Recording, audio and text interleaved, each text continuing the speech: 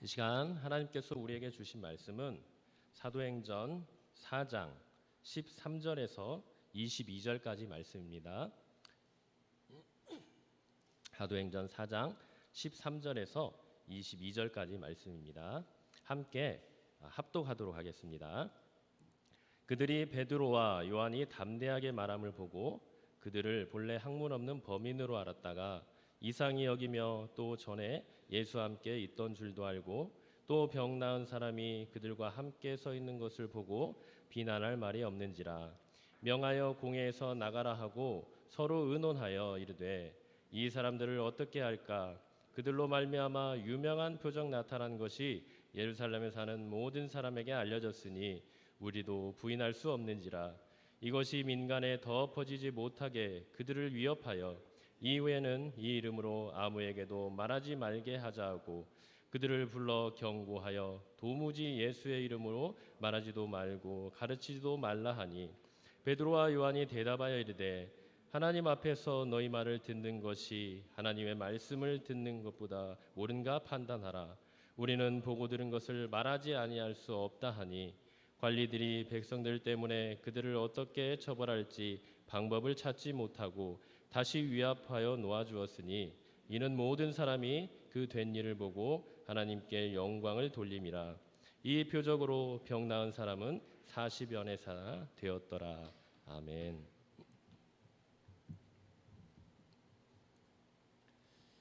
지난 시간에 우리는 초대교회에서 일어났던 사도행전에 기록된 최초의 박해와 핍박에 대해 살펴보았습니다. 누구에 의한 핍박이었나요? 네. 그때 당시 유대 사회의 최고 권력기관이었던 산헤드린 공회에 의한 핍박이었습니다. 이들은 주로 제사장들과 성전 경비를 담당하는 성전 맡은 자들 그리고 사두개인들로 구성되어 있었는데요. 제사장이나 성전 맡은 자들도 사실은 거의 사두개파 사람들이어서 사실상 산헤드린 공회에는 사두개파 사람들이 거의 독점하고 있었고 또 유대 사회에서 최고의 권력과 부를 누리고 모든 기득권을 누리고 사는 현실주의자요, 물질주의자요, 또 세속주의자들이었습니다.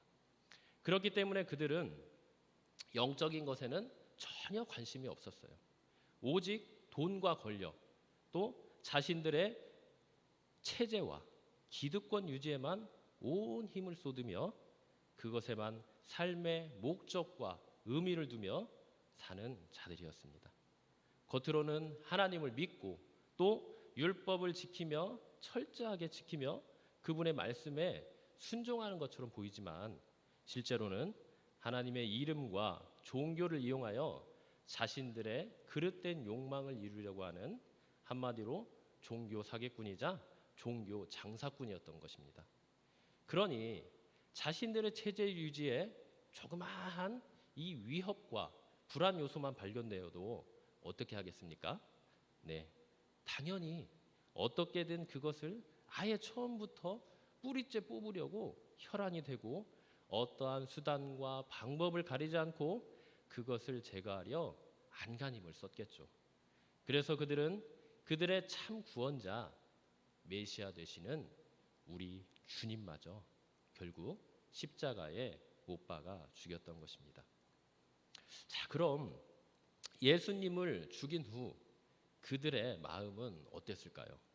아마도 이제는 자기들의 체제와 기득권을 위협하는 최고의 큰 걸림돌인 이 예수가 제거되었으니 앞으로 자기들의 앞뒤에는 탄탄대로만 펼쳐질 거라 아주 으쓱으쓱대며 승리를 자축했을 것입니다. 그런데 이게 웬일입니까? 눈의 가시와도 같은 그 예수가 죽은 지 불과 30년 정도밖에 지나지 않았는데 그를 따르는 제자들이 갑자기 나타나 자기들이 죽인 예수가 다시 살아나갔다고 그의 부활을 전하면서 회개하고 그를 믿는 자는 누구나 다 인종과 신분 그 어떤 외적 조건에도 상관없이 예수와 같이 부활하고 구원을 얻을 것이라고 복음을 선포하고 다니는 것입니다. 그뿐입니까? 예수님의 제자들은 오순절 성령 강림과 충만함으로 많은 기적과 이적을 행했죠. 그 대표적인 이적이 바로 성전 미문에 앉아있던 안진뱅이를 치유했던 사건이었습니다. 여러분, 이 사건을 통해 주님께서 우리에게 말씀하시는 바는 무엇일까요? 그것은 바로 제자들이 말한 것처럼 이 병자가 치유될 수 있었던 이유는 자신들의 경건과 능력이 아니라는 것입니다. 겉으로 보기에는 자신들이 치유한 것 같지만 사실 진짜 치료자는 따로 있다는 것이죠. 그분이 누구입니까? 그렇죠. 우리 주 예수 그리스도입니다. 지금 우리를 가두고 핍박하는 너희들이 버려 죽였지만 머릿돌이 되신 예수님, 그러나 다시 3일 만에 부활하신 그 예수님, 그 예수를 아버지께서 하늘로 높이시고 주와 그리스도가 되게 하셔서 이 땅을 구원하시고 다스리시는 그 예수 그리스도가 바로 이 병자를 치유하셨다는 것입니다. 그리하여 오직 그 이름만이 우리에게 구원을 줄 수 있는 유일하고도 가장 귀한 이름이 되었다는 것이죠. 사도 베드로는 오순절 성령 강림으로 신약의 교회가 탄생된 이후 계속해서 이렇게 예수 그리스도에 대한 복음을 전함으로 오직 이 복음만이 우리에게 참된 생명이고 소망임을 증거하고 있었던 것입니다. 자, 그러자 어떤 일이 벌어졌습니까? 엄청난 교회의 부흥이 일어났죠. 먼저 수적인 양적 부흥이 일어났습니다. 처음에 120명으로 시작했던 주의 백성들이 이제 3,000명으로, 또 3,000명에서 5,000명으로, 여자와 어린아이까지 여기 합하면 거의 2만 명 이상의 사람들이 예수님을 믿는 놀라운 양적 부흥이 일어났던 것입니다. 그때 당시에 예루살렘의 인구가 한 20만 정도 되었다고 그래요. 그러니까 거의 10분의 1 정도가 예수님을 믿는 놀라운 부흥의 역사가 일어난 것이죠. 뿐만 아니라 그들은 날마다 성전에 모였죠. 그래서 사도들로부터 하나님의 말씀을 배우고 서로 교제하고 떡을 떼고 기도하며 주님을 더욱 깊이 알아가고 섬기는 이 질적인 부흥도 함께 일어났던 것입니다. 이렇게 복음으로 인하여 기존에 자신들의 가르침을 받고 존중하며 그들에게 성전세를 내어 부와 명예를 안겨주었던 그들을 따르는 자들이 기하급수적으로 이제는 자신들이 죽인 예수에게로 돌아서고 떠나가자 이 산헤드린 공회를 구성하고 있던 제사장들과 사두개인들은 어떤 마음이었을까요? 얼마나 또 두려웠을까요? 자신들의 기득권과 체제가 금방이라도 무너질 것 같은 마음에 아마 그 어떤 때보다 엄청난 심적 압박과 공포감을 느꼈을 것입니다. 마치 이런 거와 같죠. 출애굽기에서 아무리 핍박하고 심지어는 사내 아이를 죽이기까지 하는데도 그 숫자가 들어줄기는커녕 엄청난 속도로 불어나는 이 히브리인들을 보며 공포감에 사로잡힌 그 바로와 같은 아마 심정이었을 것입니다. 더군다나 사두개인들과 온 공회원들은 예수께서 살아계실 때 이미 자신들의 기득권과 체제가 위협당하는 극심한 공포와 두려움을 경험했기 때문에 이러한 영적 부흥과 예수를 따른 일에 대해서 결코 좌시할 수가 없었습니다. 뭔가 빨리 조치를 취하지 않으면 당장이라도 자신들의 모든 것이 한순간에 무너져 버릴 것 같은 그런 마음을 직감했던 것이죠. 그래서 이들이 취한 행동이 무엇입니까? 사실 아무것도 없었어요. 아무리 베드로와 요한 그리고 제자들을 걸고 넘어져 그들을 잡아 가두고 복음 전파의 사역을 제재하려고 해도 도저히 그럴 만한 합당한 이유와 근거를 찾지 못한 것입니다. 그에 대한 이유가 바로 13절과 14절에 나오는데요. 이 두 절을 두 번의 또라는 접속사를 사용하여 자세히 그 이유를 설명하고 있습니다. 자, 그 첫 번째 이유가 무엇입니까?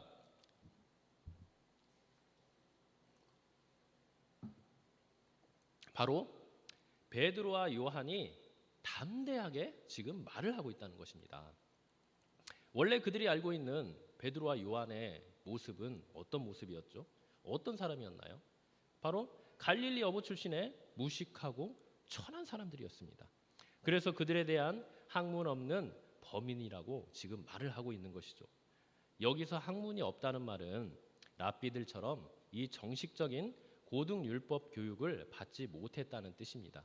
그리고 범인이라는 말은 그러한 평범한 사람들이었다는 뜻인데, 사실은 평범함을 넘어 배우지 못하고 천하다른 사람을 아주 경멸하고 무시할 때 사용하는 말입니다. 뿐만 아니라 베드로는 두려움으로 인해 예수님을 3번이나 부인한 자였습니다. 그리고 예수님께서 십자가에서 돌아가셨을 때 제자들은 너무 무서워서, 모두 무서워서 뿔뿔이 자신들이 살고 있는 고향으로 흩어져 숨어 지내는 자들이었죠. 그런데 이렇게 무식하고 겁많고 정말 지질이 같았던 이런 자들이 예수님과 하나님 나라에 대한 복음에 대해서 아주 분명하고 확실하게 지금 말을 하고 있고, 심지어는 사두개인들의 이 전문 분야인 구약 성경의 말씀까지도 분명히 인용하며 확신 있고 담대하게 말하는 것을 보자 아주 이상하게 여기게 된 것입니다. 자, 그런데 여러분, 여기서 이들이 이상하게 여겼다는 말이 정말 제자들이 갑자기 180도 바뀐 그 이유를 모르거나 궁금해서 한 말일까요? 그렇지가 않습니다. 사실 이들은 그것에 대한 정답을 이미 알고 있었어요. 다만 그것을 자신들의 욕망과 체제 유지를 위해 의지적으로 부인하고 있었을 뿐입니다. 그럼 그 정답이 무엇일까요? 바로 하나님입니다. 그걸 어떻게 알 수 있나요? 자, 여기에 쓰인 이상히 여기다, 이 동사를 보면 알 수가 있습니다. 이 동사는요, 원래 신적인 존재에 대해 놀라거나 두려워할 때 쓰는 단어입니다. 그러니까 지금 사두개인들과 전 공회원들이 베드로와 요한이 담대히 말하는 것을 보고 이상히 여긴 것은 정말로 그들의 변화된 모습이 궁금하거나 그 이유를 몰라서 그런 것이 아니라, 그런 변화를 일으킬 수 있는 분은 오직 하나님밖에 없다는 것을 스스로 인지하고 그 하나님의 역사와 능력에 놀라며 두려워 떨고 있는 것입니다. 하나님의 임재와 그분의 능력과 거룩하심을 직접 맛보며 그 어떤 기적보다 큰 이 사람의 인격적인 변화가 제자들에게 나타난 것을 보면서 그 모든 능력과 기적이 오직 한 분, 전능하신 하나님에게서 나오고 있다는 것을 스스로가 인정을 하고 있는 셈이지요. 이렇듯 하나님의 임재를 경험하고 그분의 거룩하심 앞에 선 자들은 하나님께 놀라고 두려워 떨 수밖에 없는 것입니다. 그리고 그러한 하나님의 역사에 대해 절대 부정하거나 반박할 수가 없는 것입니다. 물론 사두개인들과 공회원들은 자신들의 기득권과 체제 유지를 위해 의지적으로 그러한 하나님을 거부하고 말았지만, 그들의 이상히 여기는 이 모습 속에서 우리는 이렇게 하나님의 임재와 거룩하심 앞에서는 그 누구도 하나님의 하나님 되심을 부인할 수 없음을 명심해야 하고, 그런 하나님을 인정하고 그분의 말씀에 온전히 순종하는 것만이 우리가 살 길임을 또한 마음에 새겨야 할 것입니다. 이렇게 해서 결국 그렇게 완악하고 교만한 자들도 14절의 말씀처럼 그들은 사도들을 비난할 수 없게 된 것입니다. 이것이 바로 그들이 사도들을 정죄하거나 비난할 수 없었던 첫 번째 이유였죠. 자, 그럼 두 번째 이유는 무엇일까요? 자, 13절을 보면 거기에 그렇게 나오죠. 또 전에 예수와 함께 있었던 줄도 알고, 이렇게 나옵니다. 자, 여기에 누가 등장을 합니까? 삼위일체 하나님 중 2위 하나님이신 예수님이 등장을 하게 되는 것입니다. 그러니까 지금 사두개인들과 공회원들은 이들이 이렇게 담대히 복음을 전하고 구약의 모든 율법에 통달할 정도로 유식해진 이유를 예수님에게서 찾은 것입니다. 예수님과 함께 다니며 그분의 제자로서 예수님께 듣고 배우고 그분의 신적인 능력과 거룩함을 소유하게 되니 그렇게 되었다는 것입니다. 한마디로 지금 제자들에게서 나온 모든 능력과 거룩함은 바로 예수님에게서 나왔는데 이런 능력과 거룩함은 자기들이 지금 보아하니 하나님이 아니고서는 행할 수 없는 것이라는 것입니다. 이걸 보며 역시 이들은 예수님께서 그냥 평범한 범인이 아니라 그들의 메시아가 되시는 하나님이시라는 것을 분명히 알아차렸다고 볼 수가 있습니다. 그러니 역시 하나님께서 하신 일을 보고 그들을 비난할 수는 없었던 것이죠. 이것이 바로 두 번째 이유가 되겠습니다. 자, 세 번째 이유는 14절에 나오는데요. 자, 14절에 보면 또 병 나은 사람이 그들과 함께 서 있는 것을 보고 비난할 말이 없는지라 이렇게 나옵니다. 자, 이 말은 우리가 지난 시간에 살펴보았던 신명기 13장 1절에서 5절까지의 말씀과 아주 관련이 있는 말씀입니다. 이 말씀의 내용이 무엇이냐? 그 핵심을 말하면 너희 중에 선지자나 꿈꾸는 자, 즉 하나님의 계시를 받은 자가 나타나 그것을 말하고 이루어졌다 할지라도 그들이 하나님을 섬기지 말고 다른 신이나 우상을 섬기자고 하면 그들은 거짓 선지자이기 때문에 그들의 말을 듣지 말고 죽이라는 것입니다. 그러니까 이 말의 핵심은 결국 계시의 내용과 성취가 아니라 그 계시를 누가 주셨느냐, 그 계시의 주체가 누구냐가 중요하고 따라서 그러한 계시를 통해 주어지는 기적과 이적이 아무리 놀랍고 대단해도 그 계시를 받은 사람이 결과적으로 그 계시를 주신 분을 하나님이 아닌 다른 헛된 신을 그 계시를 주신 분으로 알고 믿는다면 그 계시를 전달받은 사람은 결국 가짜가 되는 것이고 거짓 선지자이기에 죽여도 좋다는 말입니다. 지금 공회원들은 이 말씀을 근거로 사실 베드로와 요한을 비롯한 모든 사도들을 거짓 선지자로 몰아세워 예수님과 같이 잡아 죽이려고 했던 것입니다. 그래서 7절을 보면 공회원들이 사도들에게 너희가 무슨 권세와 누구의 이름으로 이 일을 행하느냐라며 먼저 질문하는 것을 볼 수가 있습니다. 그러나 베드로는 10절의 말씀을 통해서 너희가 십자가에 못 박고 하나님이 죽은 자 가운데 살리신 나사렛 예수 그리스도의 이름으로 이 사람이 건강하게 되어 너희 앞에 섰느니라 이렇게 말함으로써 너무나도 정확히 그분이 하나님 대신 예수님이 행하셨음을 분명하게 말을 했죠. 사실 이 사실 하나만으로도 그들은 더 이상 할 말은 없었습니다. 그런데 이들이 더욱 할 말이 없게 만드는 사건이 있었죠. 무엇입니까? 바로 그렇게 해서 병 나은 자가 지금 사도들과 함께 있다는 것입니다. 앞에서 말했던 신명기 23장의 내용에 근거하면 지금 어떤 상황이 펼쳐지고 있는 것입니까?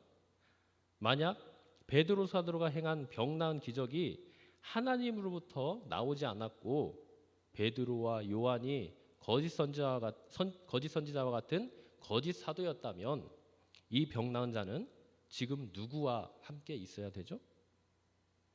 사도들을 떠나 어떤 다른 신이나 우상을 섬기고 있어야 합니다. 하나님을 찬양하거나 예수님을 증거하지 않고 성전을 떠나 하나님을 대적하고 멀리하는 그런 삶을 살고 있어야 된다는 거죠. 그런데 지금 병 나은 이 안진뱅이가 그가 병이 나은 순간부터 지금까지 줄곧 어디에서 무엇을 하고 있나요? 시종일관 성전과 사도들을 떠나지 않고 그들 곁에서 자신에게 은혜와 구원을 베푸신 하나님을 찬양하고 경배할 뿐만 아니라 자신에게 일어난 기적이 오직 살아계신 하나님이신 예수 그리스도께서 행하신 이름을 간증하고 증거하고 있는 것입니다. 이것이 바로 사두개인들과 공회원들이 사도들을 비난하거나 정죄할 수 없었던 세 번째 이유였던 것이죠. 이렇게 사도들이 하나님께서 행하신 놀라운 역사로 말미암아 무죄로 입증되자 사내들은 공회에는 공회에서 쫓아내는 이 출교 외에는 어떤 방법도 사실 취할 수가 없었습니다. 사도와 안진뱅이에게 행하신 그 은혜와 기적들이 하나님께서 행하셨다는 것으로 분명하게 입증이 되었기 때문이죠. 그래서 15절에 보면 명하여 이제 사도들을 공회에서 내쫓게 되는 것입니다. 자, 이쯤 되면 이 웬만한 사람이라면 사도들과 또 병 나은 자들에게 행하신 그 하나님의 놀라운 능력과 기적을 보며 복음을 믿을 법도 합니다. 그런데 이 공회원들의 모습을 보면 그러한 기색이 전혀 보이지가 않아요. 그들은 오히려 여전히 예수께서 성령을 통해 행하신 그 놀라운 능력과 기적을 두 눈으로 똑똑히 보고 들었음에도 불구하고 자신들의 죄를 회개하거나 예수를 자신의 주와 그리스도로 받아들이기는커녕 오히려 더욱더 완악하고 교만해져서 끝까지 분명하게 드러난 이 메시아 예수를 거부하고 있는 것입니다. 여러분, 지금 분명히 사도들의 복음 선포와 전혀 나을 소망이 없는 병자가 치유되는 이 기적을 통해서 우리 주님은 죄와 사망으로 인해 죽을 운명에 처한 이 안진뱅이와 같은 영적 불구자들인 우리에게 참 소망이자 생명이 되시는 유일한 메시아 그리스도가 되심을 분명히 드러내 주셨습니다. 그렇다면 이에 이 죄인된 우리 인간이 그런 주님 앞에 그 생명의 복음 앞에 마땅히 취해야 할 태도와 반응은 무엇이겠습니까? 그것은 두말할 것도 없이 그분을 나의 주요 그리스도로 믿고 그분을 온전히 따르는 것 아니겠습니까? 주님께서 복음을 통해 드러내신 그 십자가 대속의 은혜와 사랑을 깊이 깨닫고 자신의 모든 것을 내어주신 그 사랑이 결국 나를 위한 것이었음에 감사와 찬양을 돌리며 그분께 모든 것을 맡기고 따르는 그분에 대한 전적인 신뢰와 의지와 순종의 삶이 아니겠습니까? 이것이 바로 참된 구원받은 자와 참된 교회의 표지이자 증거가 되는 것이라고 할 수가 있습니다. 그런데도 지금 사두개인들과 공회원들을 보면 참으로 희한하게 예수 그리스도가 밝히 드러나고 그분의 하나님 되심이 분명하게 증거됨에도 불구하고 여전히 그들의 머리로는 그 사실을 알고 부인할 수 없는 지경에까지 이르렀지만 마음으로는 여전히 그 주님을 자신의 주요 그리스도로 영접하지 못하고 있는 것을 우리가 보게 됩니다. 요즘 시대도 마찬가지죠. 우리가 아무리 복음을 전하고 하나님의 하나님 되심이 우리를 통해 분명히 드러남에도 불구하고 여전히 주님을 거부하고 복음을 믿지 않는 자들이 참 우리 주위에 많음을 보게 됩니다. 여러분, 왜 그럴까요? 그것은 바로 그들의 영이 세상의 영에 단단히 붙들려 있기 때문입니다.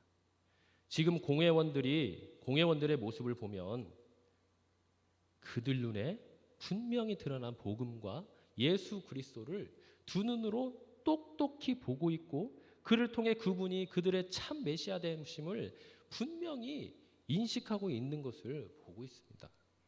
그럼에도 불구하고 그들은 여전히 세상을 의식하며 세상의 영에 사로잡혀 있는 것을 볼 수가 있는 것입니다.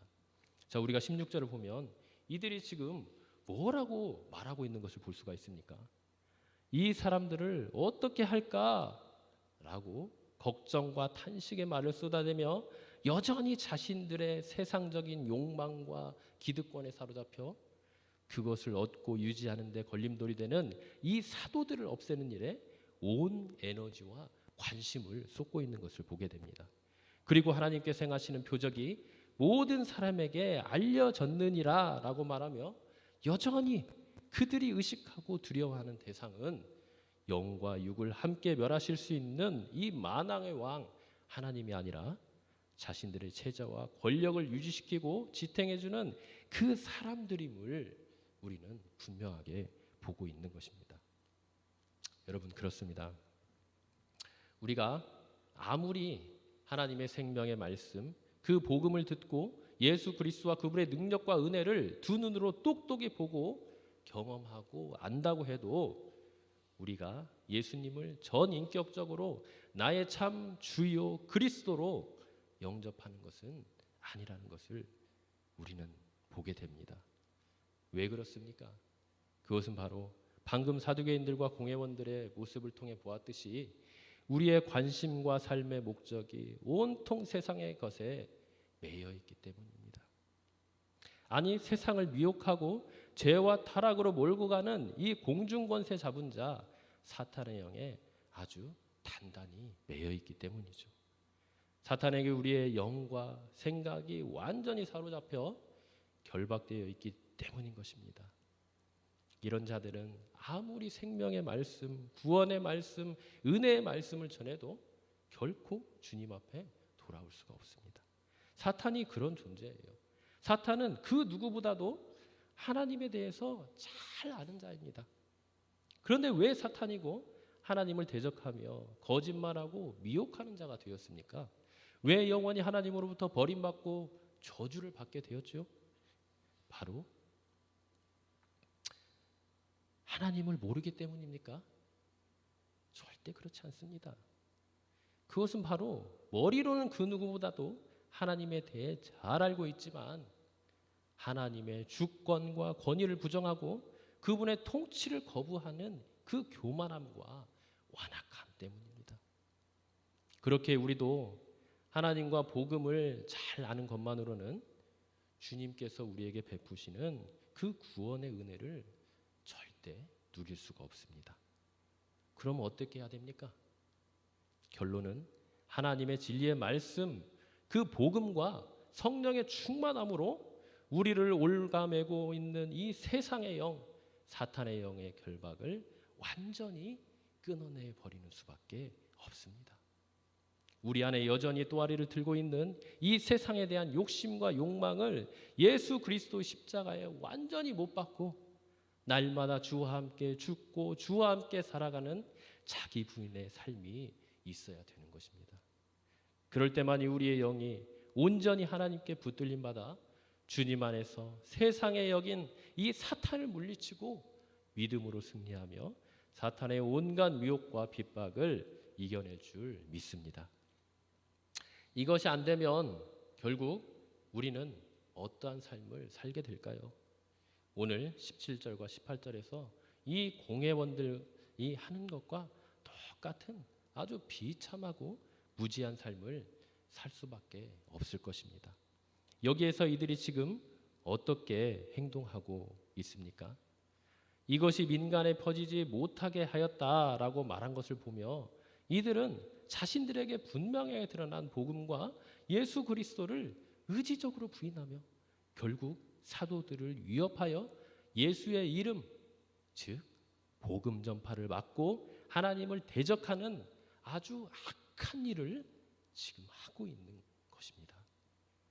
여러분, 이런 모습을 볼 때 참으로 두렵고 섬뜩하지 않습니까? 그러므로 우리는 늘 말씀과 성령 가운데 영적으로 깨어 있어야 합니다. 늘 겸손히 주님만을 붙들고 복음 안에서 하나님만 의지하고 그분의 은혜에 기대어 살아가야 할 것입니다. 이것만이 주님을 믿고 따르는 주의 제자이자 증인된 우리 성도들이 강력한 세상의 영을 이기고 살아가는 비결이라 할 수 있겠습니다. 주님의 복음을 거부하고 불신과 또 불순종 가운데 살아가는 이 사두개인들과 공회원들은 이제 그것도 모자라 사도들과 제자들에게 경고하며 더욱 강력하고 분명하게 제재를 가하고 핍박을 하게 됩니다. 자, 18절에 나오죠. 그들을 불러 경고하고 예수의 이름으로 말하지도 가르치지도 말라고 완전히 그들의 삶의 목적과 이유를 차단해 버리는 것을 보게 됩니다. 여기에서 경고하다라는 단어는요, 원어로 보면 이 공적인 권위를 가지고 내리는 아주 강한 금지와 또 위협을 말하는 단어입니다. 그러니까 요즘 말하는 이 시정 명령이나 권고 정도가 아니라 그들의 명령을 또다시 어겼을 때에는 그들의 생명까지도 위태롭게 될 정도의 아주 강한 협박과 위협의 말이 된다는 것이죠.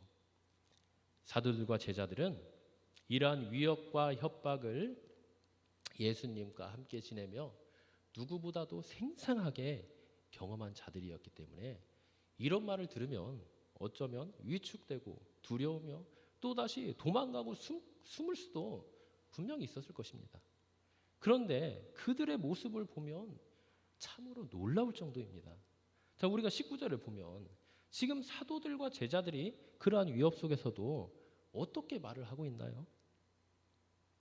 그들을 위협하는 공회원들에게 전혀 위축되지 않고 오히려 그들을 호통치며 역으로 위협하고 있는 듯한 그런 분위기를 느낄 수 있습니까?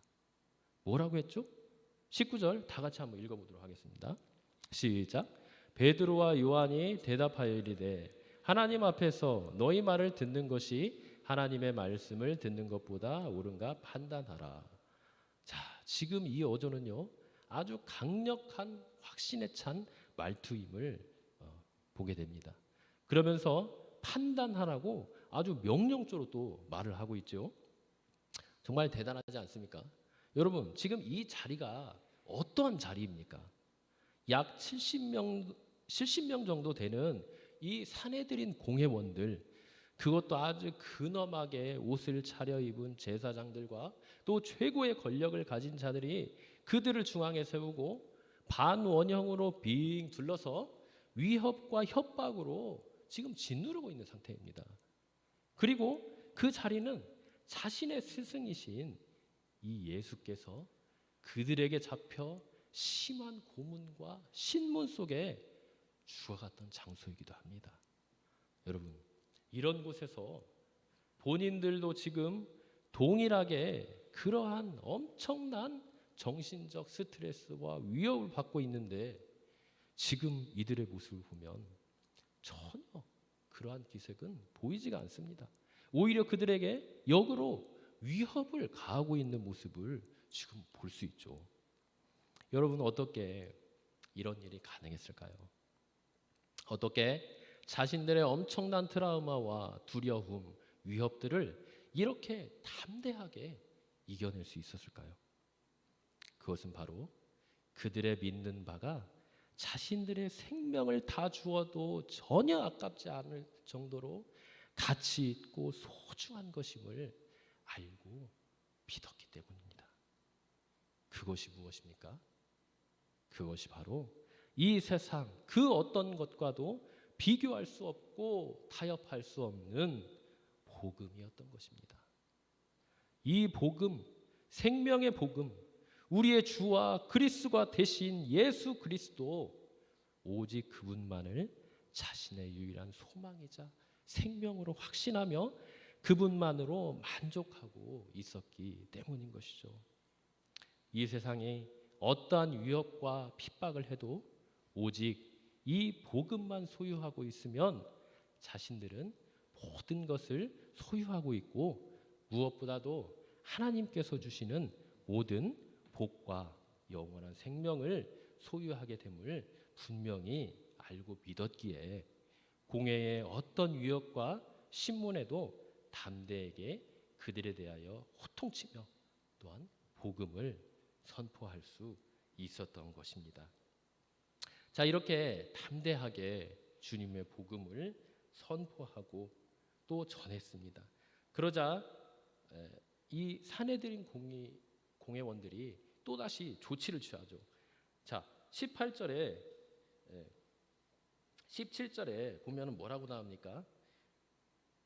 이것이 민간에 덮어지지 못하게 그들을 위협하여 이후에는 그 이름으로 아무에게도 말하지 말게 하자 하고, 또 18절에 뭐라고 나오죠? 그들을 불러 또 경고하여 도무지 예수의 이름으로 말하지도 말고 가르치지도 말라 하자. 계속해서 무엇이 이어집니까? 계속해서 그들을 위협하고 핍박하고 경고하면서 복음 전파의 사역을 가로막고 있는 것을 우리가 볼 수가 있습니다. 여러분, 사단은 그렇습니다. 사단은요, 정말 끈질긴 존재예요. 그리고 자신들의 처한 운명이 이제 얼마 남지 않다는 것을 분명히 알고 있습니다. 그렇기 때문에 어떻게든 한 명이라도 자기들과 우리들을 미혹해서 자기들과 함께 그 영원한 하나님의 심판받기를 원하는 존재가 바로 이 사탄 마귀입니다. 이럴 때 우리는 어떻게 해야 될까요? 이럴 때 우리는 무엇을 붙들어야 될까요? 참으로 수없이 많은 미혹과 또 우리의 연약함과 우리의 무지함 가운데 무너지고 쓰러지는 가운데 우리가 유일하게 붙들어야 될 것은 무엇일까요? 이런 사단의 괴계에 맞서 정말 하나님 나라를 이 땅 가운데 온전히 세워나가고 확장하며 그분께 영광을 돌리는 이 사단을 대적하는 이 일을 우리는 해야 될 것입니다. 그러기 위해서 우리에게 필요한 것, 우리가 붙들어야 될 것, 그것은 무엇입니까? 바로 이 복음을 붙들어야 되는 것입니다. 사단은 계속해서 이 땅 가운데서 전략을 펼치죠. 그런데 사단이 펼칠 수 있는 가장 효과적이고 가장 강한 전략은 무엇이냐? 바로 이 복음이 전파되지 못하게 하는 것입니다. 우리는 이것을 알아야 될 것입니다. 그렇기 때문에 사단은 계속해서 경고하고 위협하고 핍박을 가하면서 제자들이 이 복음을, 예수 그리스도를 전파하지 못하도록 공격하고 있는 것입니다. 자, 그럴 때 19절에서 베드로와 요한이 취한 행동은 무엇입니까? 바로 하나님 앞에서 너희의 말을 듣는 것이 하나님의 말씀을 듣는 것보다 옳은가 판단하라. 무엇을 지금 말하고 있는 것입니까? 무엇이 진리이고 무엇이 진짜이고 무엇이 우리가 붙들어야 되고 무엇이 옳은가를 분명히 지금 말을 하고 있는 것입니다. 그것이 무엇입니까? 바로 하나님의 말씀입니다. 말씀. 베드로와 요한은 또 제자들과 사도들은 어떠한 삶을 살았습니까? 이렇게 그들이 하나님의 말씀을 붙들을 수 있었던 이유는 무엇일까요? 그것은 바로 19절에 있는 것처럼 그들이 대답하여 이르되 하나님 앞에서 너희 말을 듣는 것이 라고 말하면서 이 하나님 앞에서 이 고람대오의 삶을 살았던 것을 우리가 유념해서 볼 수가 있습니다. 그래서 베드로와 요한은 정말 복음에 붙들려 하나님의 그 아들이시자 유일한 구원자이신 소망이신 생명이신 예수 그리스도만을 온전히 붙들고 나아갈 수 있었던 것, 바로 이 하나님 앞에서 이 신전 의식을 가지고 늘 내가 지금 하나님 앞에서 어떤 존재인가, 내가 지금 해야 될 일이 무엇인가, 이 땅에 가장 가치 있고 소망 있는 일은 무엇인가, 그것을 늘 의식하며 살아갔다는 것입니다. 우리는 때로 많이 바쁘기도 하고 여러 가지 분주한 일들로 인해서 내가 하나님 앞에 서 있다는 그 사실을 잊어버릴 때도 간혹 있습니다. 심지어는 밥을 먹을 때조차 식기도도 빼먹을 때도 가끔 있죠. 정말 이 하나님 앞에서 정말 중요합니다. 우리는 늘 이 하나님 앞에서의 이 신전 의식을 가지고 살아가야 결국에는 우리 안에 역사하시는 성령님의 역사로 늘 복음에 붙들림 받는 그 삶을 통하여서 우리에게 주신 그 사명을 잘 감당할 수 있을 줄로 믿습니다. 자, 이렇게 말하면서 지금 20절에는 뭐라고 말을 하고 있습니까? 우리는 보고 들은 것을 말하지 아니할 수 없다. 이렇게 말을 하죠. 그러면서 계속해서 이제 하나님의 말씀, 복음을 전하게 됩니다. 말하지 아니할 수 없다. 이것은 사실 우리가 받은 소명이자 또 우리가 반드시 이 땅 가운데서 따라야 될 하나님의 명령이라고 할 수가 있습니다. 사도 바울이 고린도전서 9장에서도 말을 했죠. 내가 복음을 전하지 않으면 나에게 화가 있으리로다. 이 사명이 얼마나 중요한 것인가를 우리에게 알려주는 말씀입니다. 이것은 해도 되고 안 해도 되는 것이 아닌 옵션이 아닙니다. 하나님께서 우리에게 주신 참으로 하나님 나라를 이루고 또 하나님께서 주시는 그 생명과 그 모든 복을 받아 누릴 수 있는 유일한 하나님의 명령이자 우리의 사명이 되는 것입니다. 그렇기 때문에 우리는 이 세상과 타협할 수 없는 이 복음의 사명을 굳건히 붙들고 그 복음을 위해 살아가야 될 줄로 믿습니다.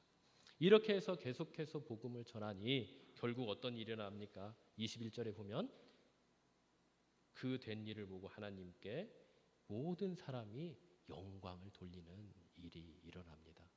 여러분, 복음을 전하는 것이 쉬웠을까요? 어려웠을까요? 지금 우리 사회에서는 뭐 그렇게 어렵진 않죠. 그러나 TV에서도 보았듯이 지금 뭐 아프간이나 여러 정말 생명이 오가는 그런 위협 속에 있는 곳에서는요, 이 복음을 전한다는 것이요 정말 쉽지가 않습니다. 우리의 생명을 내놓고 해야 돼요. 그런데 지금 이 사도들이 지금 처했던 이 상황도 사실 마찬가지예요. 지금 예수로 인하여서 언제 죽을지 모르는 상황입니다. 그런데도 이들은 그들의 위협에 굴하지 않고 이 예수님께서 주님께서 해주신 그 명령에 순종하여 복음을 전하고 있는 것입니다. 생명을 걸고 복음을 전합니다. 생명을 걸고 복음을 전했기에 어떤 일이 일어납니까? 바로 하나님께 영광을 돌리는 그 생명의 재탄생의 역사, 그리고 하나님을 온전히 섬기고 그분만을 따르는 그 영광을 하나님께 돌리는 그 놀라운 영광의 일들이 일어나는 것입니다. 우리가 복음을 전한다는 것은 그렇게 쉬운 일이 아닙니다. 특히 현대 사회에서 얼마나 사실 많이 바쁘고 분주합니까? 많이 피곤하기도 하죠. 해야 될 일이 너무 많아요. 자녀 양육도 해야 되죠.